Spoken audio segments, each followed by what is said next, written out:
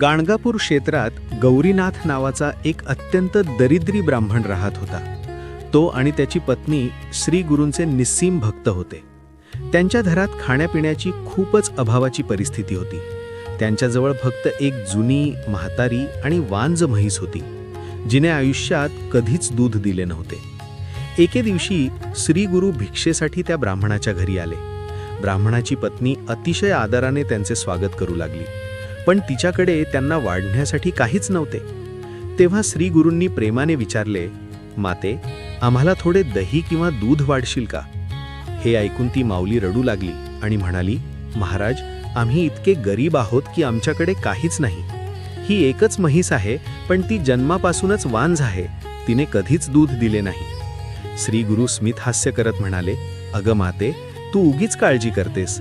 जा, एक भांडे घे आणि त्या म्हशीचे दूध काढ. ती तुला